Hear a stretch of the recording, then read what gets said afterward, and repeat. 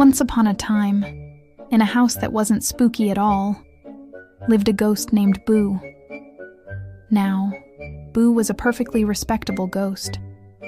He was see-through, he could float through walls, and he was excellent at making that classic woo sound. He'd spent years perfecting it, adding a little vibrato at the end for dramatic flair. But Boo had a secret, a very big, very embarrassing secret for a ghost. Boo was terrified of the dark. I know what you're thinking. A ghost? Afraid of the dark? That's ridiculous. And you're right. It was ridiculous. His ghost friends, like Gilda the Ghoul and Phileas the Phantom, loved the dark. They said it was their prime time, their spooky season, the best environment for haunting. They'd brag about all the cool things that happen when the lights go out. They'd talk about how shadows stretch and twist into scary shapes, how every little creak of the floorboard sounds like a monster tiptoeing, and how people's imaginations go completely wild. To them, darkness was like a giant, cozy blanket made of pure scariness. They said it's where the real magic happens, where unseen forces can play tricks on your mind. But for Boo, it was just dark and very, very scary. Every evening when the sun would set, a tiny shiver would run down Boo's spectral spine. He'd watch the long shadows creep across the floor like sneaky, shadowy cats. His job, as the resident ghost of number 42, was to start his haunting duties at precisely midnight. This usually involved some light rattling of chains in the attic, maybe a mysterious whisper down the hallway, and if he was feeling particularly energetic, he'd make a teacup float in the kitchen. The family living there, the Millers, were quite used to it. They'd just say, "Oh, that's just Boo being Boo," and go back to watching TV. They even left out a little bowl of ectoplasm-flavored jelly beans for him on Halloween, which was very thoughtful. But getting to midnight was the hard part. As the house grew darker and darker, Boo's non-existent heart would start to pound. He'd hide behind the curtains, peeking out at the monstrous shape the coat rack made in the hallway. Was it a coat rack? Or was it a multi-armed beast waiting to pounce? He'd see a pair of glowing eyes in the living room, only to realize it was just the standby light on the television. Every single night, it was the same ordeal. He'd try to give himself a pep talk.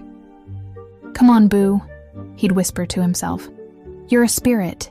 You are the darkness. You're supposed to thrive in this." But it was no use. The moment the last light was switched off downstairs, he'd zip into the brightest room in the house, the bathroom. Yes, the bathroom. Specifically, he would hide inside the lampshade of the little nightlight shaped like a smiling moon. It was cramped, and the light was a bit warm on his ghostly essence, but it was safe. It was his little beacon of hope in an ocean of terrifying blackness. From his perch, he could see the rest of the dark house, and it looked like a place full of mysteries he wanted no part of. His friends just didn't get it. They'd float by the bathroom door and say, "Boo, what are you doing in there? The night is young, the shadows are deep. It's perfect haunting weather." Phileas would boast, "I just made Mr. Miller jump by making the grandfather clock look like a tall, thin man in a hat." Gilda would chime in, "And I turned the pile of laundry into what looked like a sleeping bear.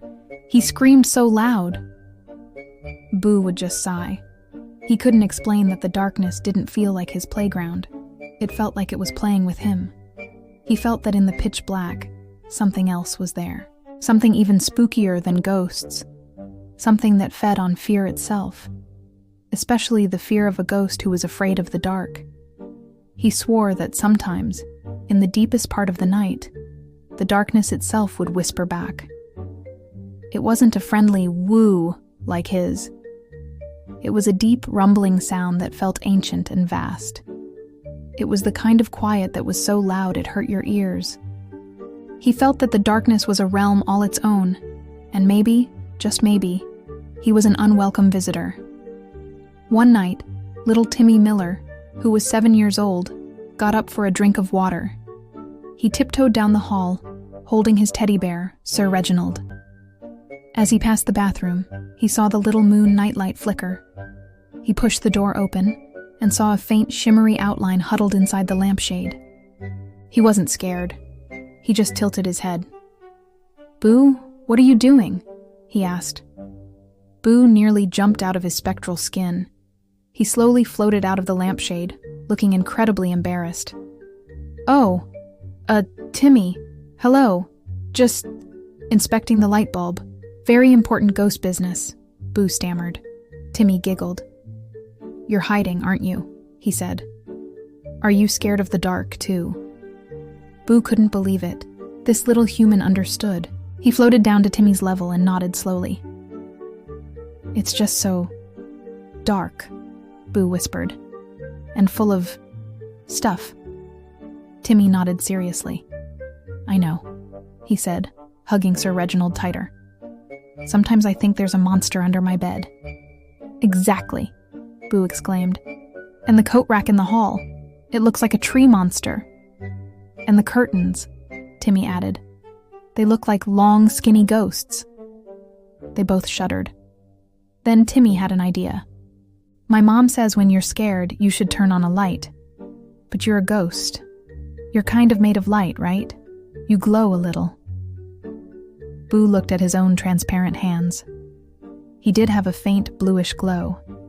He'd always tried to dim it to be spookier. But maybe Timmy was right. "So," Timmy continued, "if you're scared of the dark, maybe you just need to glow a little brighter." It was the simplest, most brilliant idea Boo had ever heard. It was a spectral paradox, a creature of the night, using its own light to conquer the darkness. He focused, really focused, not on being scary, but on just being. And as he did, his faint blue glow grew brighter and brighter until he was shining like his own personal, portable moon.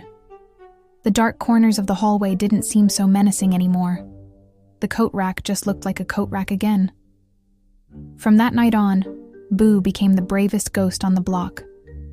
He realized he didn't need the darkness to be spooky. He could be spooky in the light. He developed a whole new routine. He'd glow brightly and then suddenly dim, which was way more startling than a simple, "Ooh." He'd use his light to cast his own, much scarier shadows on the wall. He became a master of light-based haunting. And sometimes, when Timmy couldn't sleep, Boo would float into his room and glow gently, like a living nightlight, chasing all the shadows away until Timmy fell asleep. He learned that everyone is afraid of something, even a ghost. And sometimes, the best way to face your fear of the dark is to become your own light. Thanks for watching, and don't forget to like and subscribe for more stories.